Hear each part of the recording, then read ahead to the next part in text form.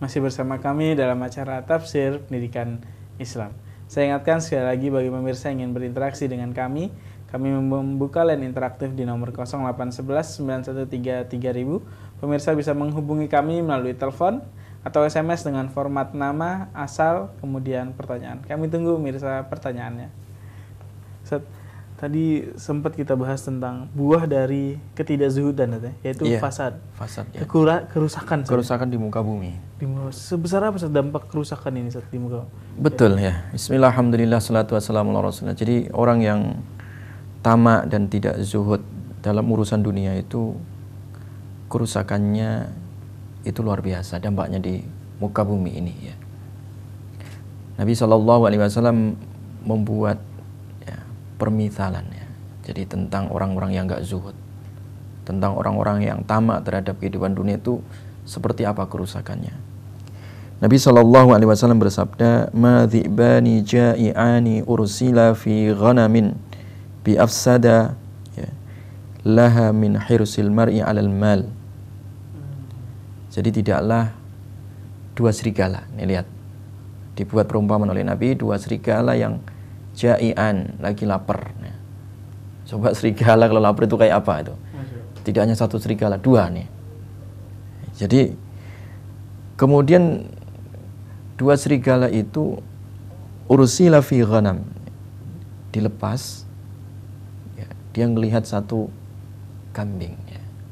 Jadi dua serigala yang berebut untuk ya nangkep satu kambing, dan dia dalam kondisi apa? Lapar ya. Itu merusak enggak? Rusak, itu pasti mati langsung kambingnya kan, diterkam oleh dua serigala tadi. Itu bahaya. Tetapi ada yang lebih bahaya daripada itu kerusakannya ya. Fi afsadalaha min hirsid dunya 'alal mal. Min hirsid dunya 'alal mal. Jadi daripada ya, itu tadi itu bahaya, dan ada yang lebih bahaya daripada itu, yaitu seseorang rakus dalam urusan harta wasyaraf, dan juga urusan kemuliaan atau jabatan. Jadi makanya sifat ya yang ditimbulkan, jadi dampak dari sifat tamak alias tidak zuhud tadi itu kerusakannya lebih dahsyat daripada dua serigala yang lapar yang dia mengejar ya seekor kambing ya. Jadi artinya dampak yang akan ditimbulkan itu ya lebih bahaya dan lebih luas ya. Makanya orang-orang yang tamak itu ya kerusakannya itu ya tidak pada satu zona tertentu. Seluruh sektor itu rusak. Ya.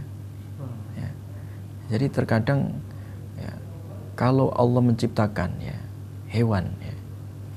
Hewan itu kan mereka itu diberi naluri ya untuk makan apa saja yang ada di depannya. Ya kan? Dan dicukupkan, hewan buas misalkan. Misalkan kalau orang itu ya di hutan ya, atau namanya hewan itu di hutan, dia akan memakan ya secukupnya aja gitu ya. Sekenyangnya sudah selesai. Tapi manusia itu ya manusia itu saking rakusnya, hutan itu dirusak semua manusia. Padahal orang hutan yang ada di hutan itu ya kalau toh dia mengambil itu ya secukupnya, tapi manusia tidak sampai rusak satu hutan. Ya, hutan nggak rusak. Makanya ekosistem di hutan tidak pernah rusak. Nggak pernah rusak dengan orang hutan ya. Iya, orang hutan ataupun tapi singa sekalipun. Hutan itu rusak gara-gara manusia yang sebenarnya dia paham hutan ya.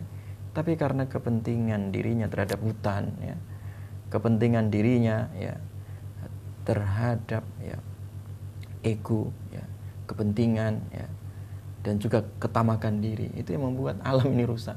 Makanya kita sering dengar di beberapa daerah itu sampai-sampai harimau itu turun ke pemukiman itu. Itu karena itu tadi dirusak dengan ketamakan manusia ya. Maka oleh karena itu tamak itu akan merusak apa saja. Hutan bisa rusak dengan tamak manusia. Dengan ketamakan manusia tersebut saja. Laut bisa rusak dengan ketamakan manusia ya. Bumi seisinya bisa rusak ini dengan ketamakan manusia tadi. Maka oleh karena itu inilah yang dikhawatirkan oleh Nabi SAW.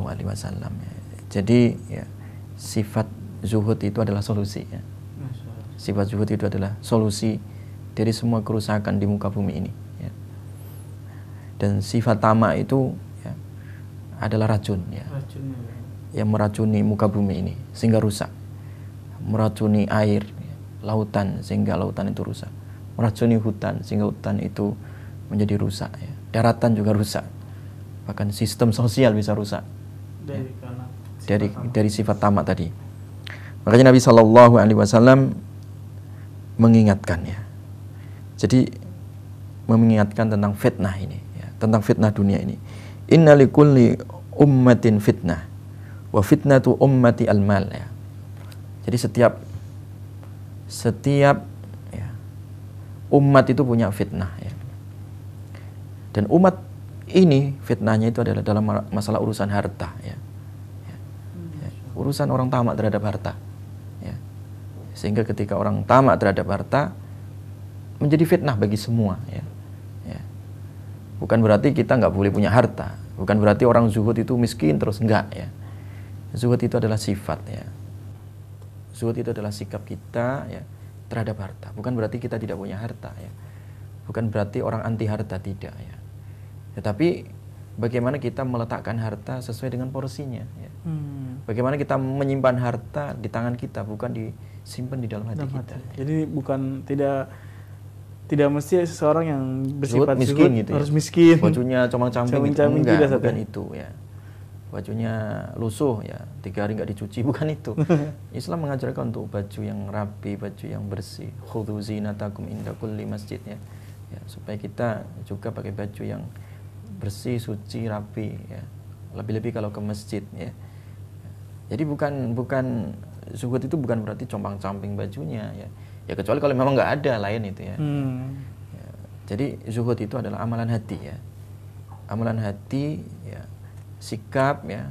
Bagaimana kita itu melihat dunia ini ya, dengan penuh kecukupan diri kita, ya. Bukan dengan ketakutan, bukan dengan ketamakan ya. Sehingga ya, zuhud itu ya akan menjadi bekal sebenarnya ya. Bekal yang awet gitu ya, bekal yang abadi ya.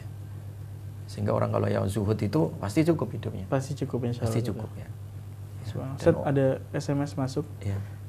Assalamualaikum warahmatullahi wabarakatuh. Dari Ibu Asma Nurdin.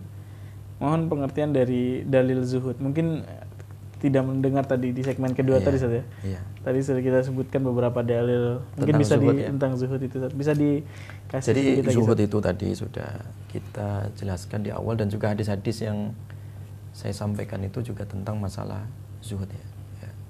Jadi izhadu fid dunya yuhibbukallah wazhadu fima indan nas yuhibbukan nas ya.